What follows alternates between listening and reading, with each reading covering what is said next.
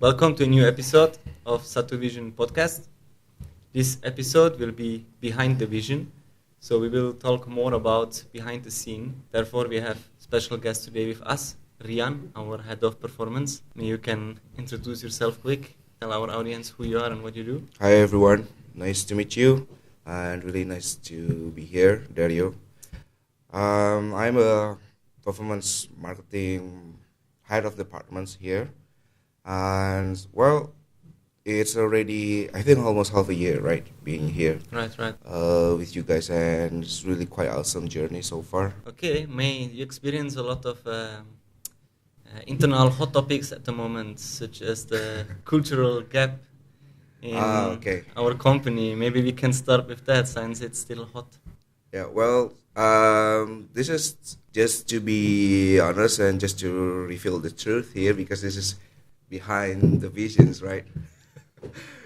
So I almost thinking that one of the reason that I was hired here is because to handle this kind of generational gap. It doesn't mean that I'm young or too old for this, but it's more of like I'm having an experience to work with the younger generations before.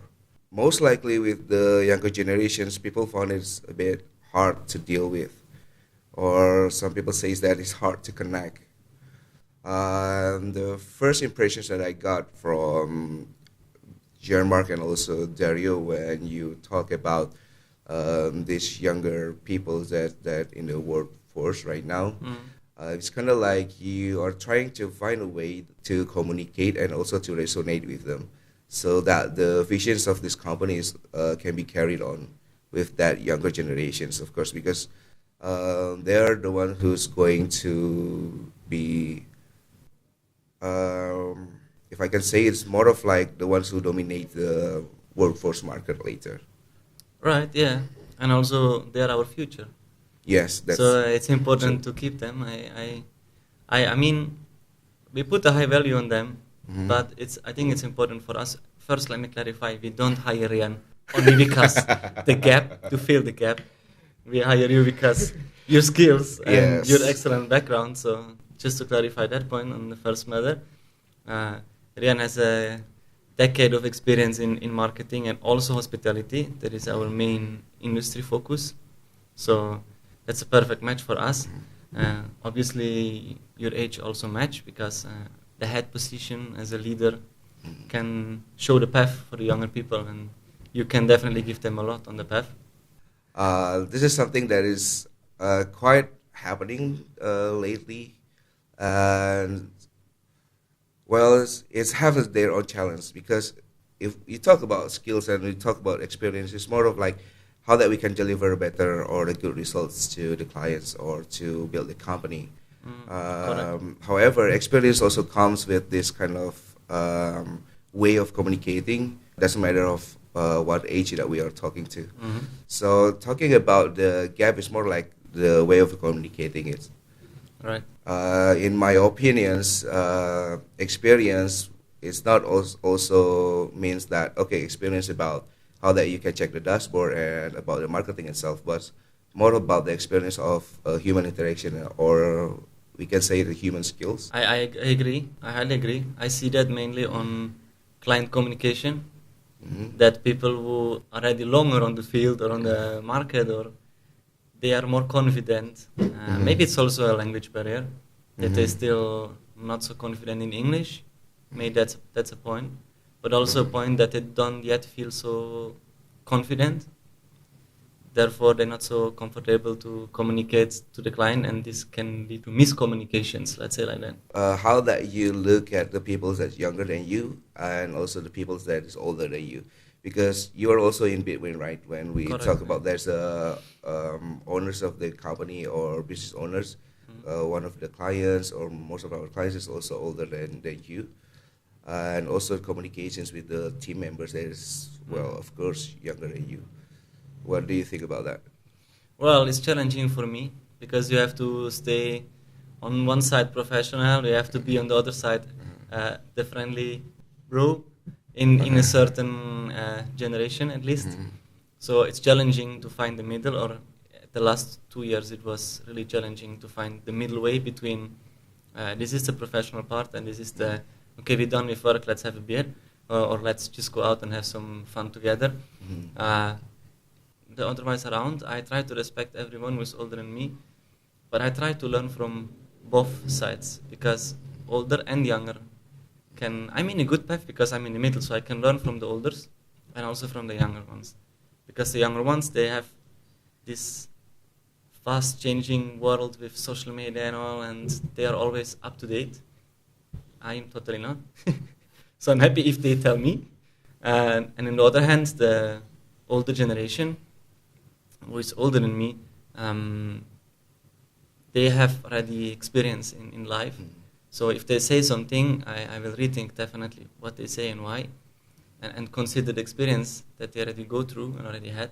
There's an experience that I had before. It's about questions. So it's more about always ask the questions why the other people is in that positions, like in the managerial position or as a directors. Mm-hmm. Is it because they're old?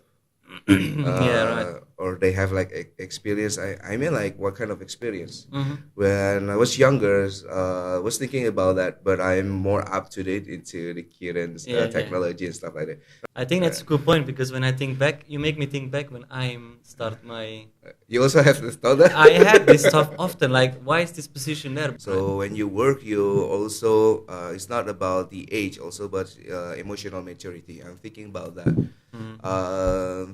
When I was younger, most of the decisions that I took is not, that's based on the data also, but most likely it's more about idealism. By the way, this is interesting. Mm-hmm. Yeah. In your department, how you feel that, you mentioned before communication, and you mentioned the cultural gap. We talk a lot about younger people. Mm-hmm. I want to know how you experience if you communicate and you ask them for feedback. Do they give you feedback? Do they tell you? Because maybe it's just me as a foreigner, as a bule, that people don't give so much feedback if I ask them for. Actually, we're starving for it. Like, I would love to know everything, and why people like you and all the young creative people are here, and we like to have all of the people here, is because we're also pending on the feedback of the people. You cannot do a two-man show, it's not possible. You cannot grow and be two people, and also, as you say, you guys, everyone have his own knowledge, and we need this feedback. Well, it's come back to what I mentioned before. It's more about an ego.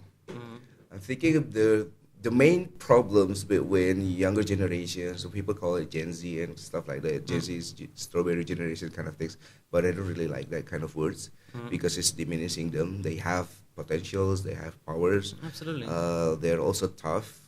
Imagine the Gen Z that is also a sandwich generation, when they have also to to make a living, pay for the university, and also paid for the livelihood of the families, entire families. Yeah, correct. So I think it's not about the generation or the age.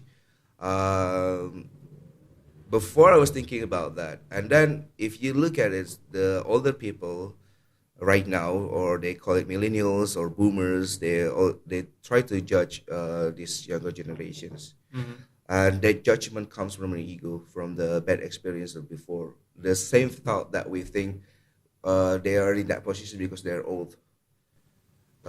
It's not about skills or stuff like that. So it's more about the toxicity is there even before. When we was younger, we also diminishing people that's older than us. We're thinking that we are better than them. Right. Right now, when we are older, also some of us, not all, also thinking that they are better than the other. And the thing is that the younger generation also think that they are better. So it's more about an ego.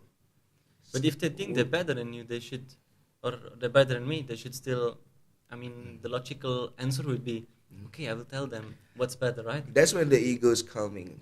So people love to see the other people fall down. If you say something, it means that you care, right? It means that you want to work together with that person. Well, what I found the problem with the younger generation and older is mostly in communication and ego. That's right. Yeah. And when we try to get rid of that ego, the competition will get better.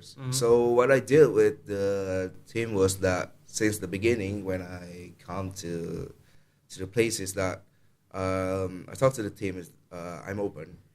So if you need to talk everything or anything, just talk to me. And the thing is that I also shows them that I made a mistake. I acknowledge my mistake and I'm sorry for that mistake. Well, everyone makes mistake. Yes, I think it doesn't but matter. not everyone admit they make a mistake. That's correct. That's correct. So that's the ego problem that makes younger generations doesn't want to talk to older people. So managers usually wants, or head of departments usually wants to help their image. They don't want to look like, oh, you're also make mistakes and stuff like that, right? That's true. Yeah. But if you shows to them that, well, I'm also normal people, then I need a feedback from your side. And the other part of that, or the following up of that thing is that when you make mistakes and you say sorry and they give you the feedback, you respond to that feedback with an actions.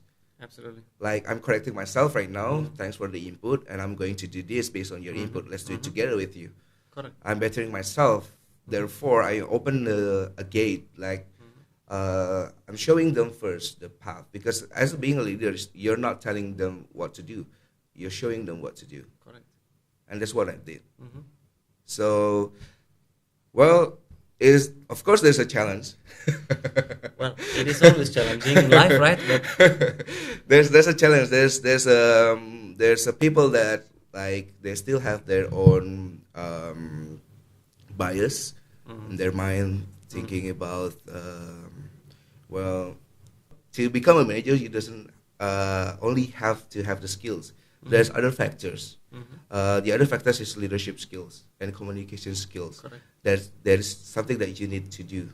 If you have a skills like knowledge or technical skills that is good, but you're not being a manager in the company, you also have to look at yourself. Maybe there's a leadership skill that's still lacking, or there's communication skill that you need to improve. Because I don't take my positions for granted. The position is like a duty. It's more of like how that you can inspire people that working with you. So this is something that I also want to transpire to the team members, that they can also become leaders. That I'm here also to make them a leaders, not only just an employee, but more of like become leaders. You can always learn about skills out there, but to show you the rope of like experiencing to become wiser and stuff like that, you need people. Like I need you to tell me like how that I have to take the right decisions or to go to the right path. Also, we have a mentor, right? You also have a mentor, right? That is most probably older than you. Yeah. Right? For sure. Mostly my dad. So yes, older than me. Yeah. But the challenge is not only for me and my departments. As a founders, you also find that challenge because I only handle one department. You handle the whole company. Yeah, well, I have this challenge often. I would say, yeah, there is up and downs, definitely. You try your best to... I think you have two, in my position, you have two pressures because one's the team and on the other side, the client. I think you have these two because you have us and you have the team. But let's say the salary that Showmark and I have is what the clients pay. It's just that the pressure on the shoulder is heavy if you have to provide the salary. The salary is for every one of you guys. So yeah, you it's double pressure. As a founders, you get paid less. Absolutely. Yeah. Always. All the team members, all the people, all the people that work with you get paid first. Absolutely. Always. You have to remember that once you become an entrepreneur, you get paid last. Absolutely. Not many know where my job career started, but actually was on construction. So my whole career path started on construction. And it was a tough working environment because in this environment, nobody cares. People are really rough and they're really tough and they don't care about your feelings. They don't care about anything. They just tell you straight. And also it's a lot paid by hours. So they pay people, or honestly they slave people hour-wise, and they pay them hour-wise. So the team around you is mostly damn tense because they're working 14, 15-hour shifts because they want to survive, pay the family, and it's mostly not people that have a good, let's say, family house in the past. So they mostly already come with, let's say, not really their own burden and their own problems. Correct, exactly. So it's really tense working environment. But in this time when I was there, I started as an intern. I go to trainee, and then I started as a junior. When I'm in the junior position, I had exactly my age 20, 22, so I had this Gen Z feeling that we talked before about, like, I can do it better than my leader. Yeah. This was tough because my leader on the construction side, he was not so soft and new. He was like, well, if you want to be the leader, here is the key. And he give me the key of the construction house and he say, this is yours for a week, good luck. And he walk away. In this time, I learned more than in the whole internship. In the whole internship, I didn't learn so much than in this week because it was positive and negative. The positive side was I learned damn much in this 1 week. The negative side was after this, I was so frustrated about I was wrong. I was completely wrong. I just could not prove myself and I didn't know what is all in the back, like ordering materials, calling the vendors, make quality sure everything is like quality checking, everything is delivered on time, like all the small things I never was and thinking all the about. responsible of that goes to you, like Absolutely. And he was so sneaky that he even told my boss, like, it was not just a trial. He told my boss, look, there is one more who think he can do it better. Give him a week. So he was already used to it. It's just a hard environment. So it was tough, but it remembered me back to that. Let's go one step back. I wanna go to one more topic. In this just because I don't know, so maybe you can educate me. In Indonesia, when the school comes to an end, do they have a program to help the schoolies to find the first career path, like job, like CV writing? Yeah. Like that's also the main challenge that I face. Okay. With the teams. Well, first of all, not everyone in Indonesia have a privilege.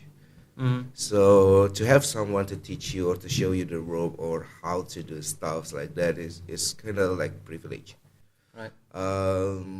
Most of people in Indonesia or in Asia, we are get used to be told to.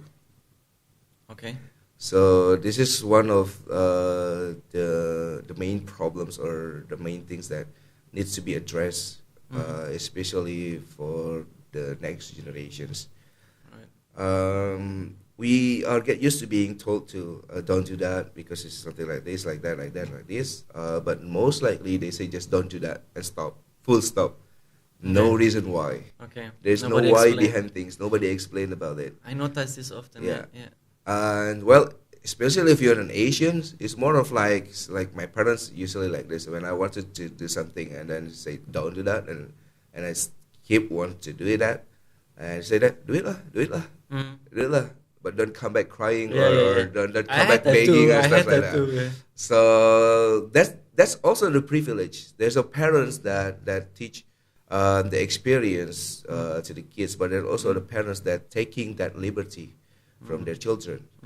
And that's also when you grow up with that kind of environment, you become a person that don't have initiative. Like once you finish the college degree or the university degree because you're told to, and then what? Your parents just say make money. Yeah. I was like, how did I make money? I just got a degree and stuff like that. But how I make money? Let you hanging there. Yeah. Okay. Just leave you hanging there, Okay, and then there's nothing like to show you how to do that. Interesting. Yeah. So there's one thing also that even you mentioned about making or creating a CV, right? Because that's a big thing in Europe. Like the last year of school, basically is dedicated to prepare you for the job life. Includes how to write a CV, how to speak on an interview, how long you should dedicate yourself for a company, like all the basic rule and regulations. Basically, it's like an SOP for 1 year. They give you everything, like what to do and how. Yeah, well, we don't have that here. Luckily, the younger generations have internet. Imagine Right, in my age correct. where there's no kind of internet that kind of internet. You lost. You Uh, lost. That's it. yeah, it's kind of lost. You have to ask people like Knock on the door, like in old days. I'm Go from shop to shop. asking for like all the people that already works that Mm. how that I'm going to do this, how I'm going to do that. If you're lucky, that person is going to teach you. Mhm. If you're not lucky, then well, it's going to be tough. Alright. But there's also things that most of the peoples that don't know how what to do after the university Mhm. usually is the people that taking things for granted because parents told them to. Yeah. But there's Mhm. also people that are when they still in high school or during their time in schools, they also already work. They work a lot. They do all the stuffs. You mentioned about constructions. Here Mhm. in Indonesia, there's no age limitations of doing construction Yeah, work. I noticed You that can see often. people or kids, high schoolers Yeah, that doing underage kind of people who yes, on the construction they're doing side, that works because they have to make livings, they have to pay for schools and education and stuff like that. and a lot of women too. Yeah, and usually that kind of persons, if you show them the rope, they will eventually find a success. Usually as an entrepreneur Mhm. or doing what they're good at.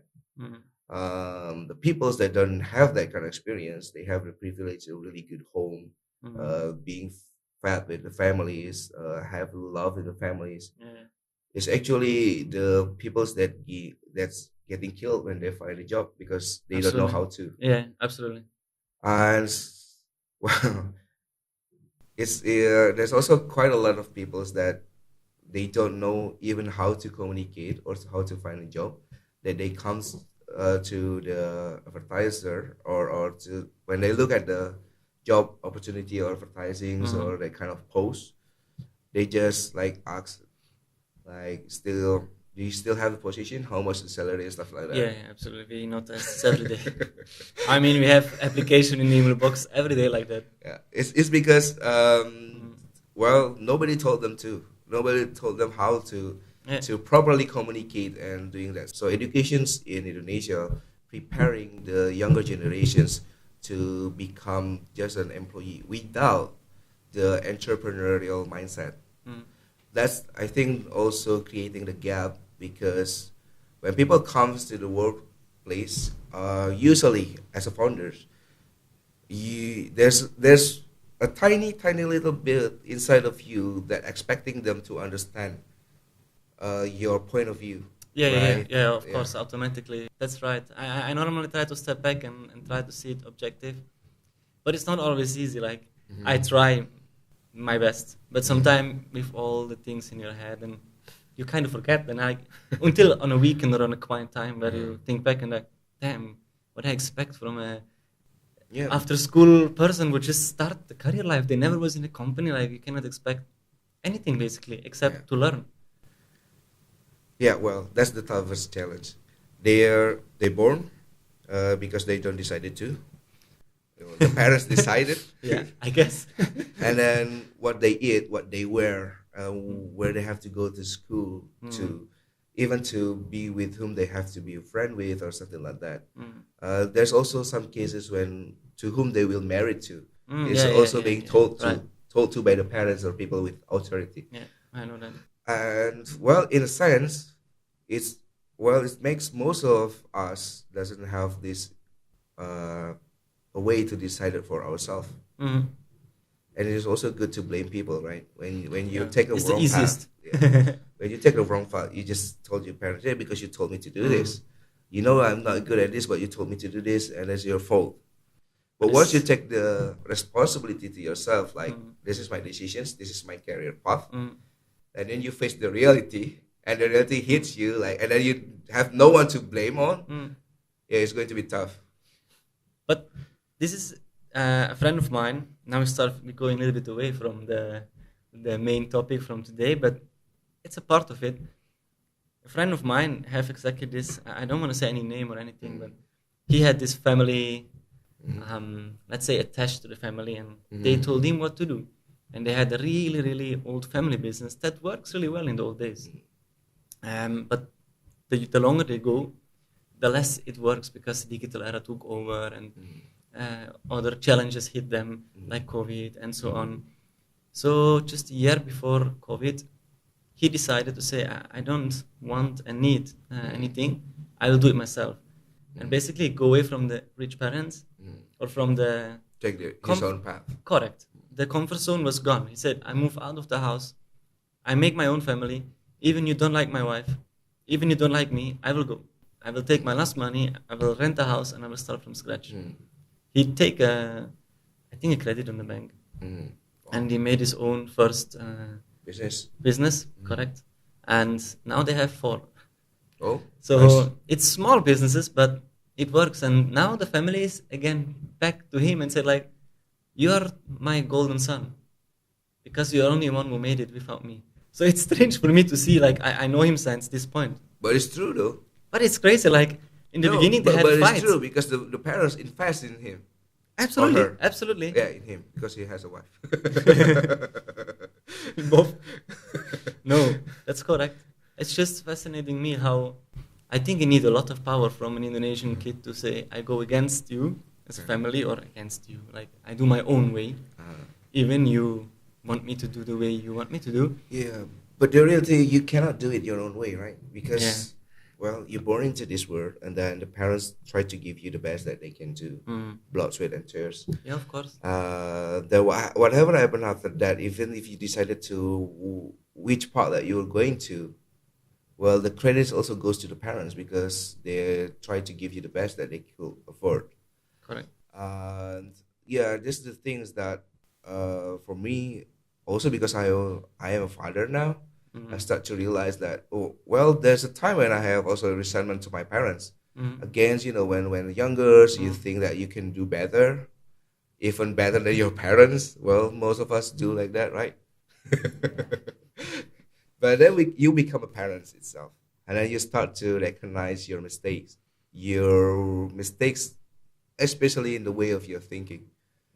And I think that part of become a parent also makes me grow. I think this changed emotionally. Life. It's changing my life, and also changes my perspective when I become a leader also. Because when I look at the team members, I'm thinking about, oh, well, this is different now. I see the world in the different point of view. I already on the other side of the road. And then you can say that right now, because when I was younger, and then I become older right now, and then I start to be on the other side of the street, I have the two perspective. This is something that make me realize why that older people become the managers or the leaders at the industries. It's not because they are skillful. It's not because they are really good at doing technical stuff or something like that. No. Yeah, it's not what we're looking for in HR too. Yeah, it's because they're already in the both positions as the younger and also the older one. So they know that in your journey as the younger people, you will find struggles, and you'll find that you will make a mistake or something like that. And there's a mistake that you cannot avoid, and there's mistakes that you can avoid. And as the leaders or people that are already on the both side, our duty is to tell them is that this is something that you have to avoid before it happens. And then to that, some mistakes happen yes, for them to learn. On purpose, sure. That's the privilege also, that if you talk about your friends, if the parents not letting him doing what he can do, then he will not find successful. And if the parents taking the credit of it, as you mentioned, well, I got nothing to say on that, except that's the truth, because your parents can take credit of that. Yeah, of course, they grow you up, but yeah, I understand what you were saying, and I agree. I mean, you need to let people make some mistakes. To be honest with you, when I was here and joining SATUVISION is really great, and I think it's also my experience for myself. The thing is, because this is the place where I found that it is having a great work culture. I had an experience before when people wanted to create a work cultures and stuff like that, but here everything is happening, Mm. and I think it's because, well, most of younger people wanted to have ideal working cultures or work cultures. People wanted to have their utopia in the workplace. Mm. But the thing is that there's something that you cannot expect. For me, my experience, and this is what I tell to my team, is that if you want to have a good work cultures, you have to be start with you. You're the one who's going to create it. You're the one who's responsible to create Mm. a good working culture or a positive working cultures. Correct. What do you think about that? I completely agree. I think the younger people are looking for it while they could create it, and they could be the founders of a great working culture. And we as a company, we would open the arms for anyone who try to impact on it. As you said, I'm happy to hear that. Well, I would like to say something honestly, and also to close the this session. Thinking about SATUVISION really having a great workplace culture. Mm. Really loved it here. Thank you. Thank you. It's amazing and really surprising in a good way that all of the things that I would expect, and it's it's here. But then I realized that, and I mentioned it also to my team that is younger than me, is that in order to have a really good working cultures or the place that you have a really good cultures, Mhm. you cannot expect it to happen. Mhm. You have to be responsible for it. So everyone have the responsibility to create their own cultures Right. or Start to by them. make that cultures happen, Mhm. right? Correct. I agree. No, I completely agree. I think it starts on everyone individual, and I think to everyone outside, try to be the creator of your perfect working culture and working place. I think we close this for today. I thank you, Rian, to be a part of it today. Thank you for having me here. Yeah, you're welcome. I hope we can do the next one together, and I hope Yes. everyone chip in for the next one when we go to talk more deep about behind the vision, and you guys will join. See you in the next one. Sampai jumpa. Bye.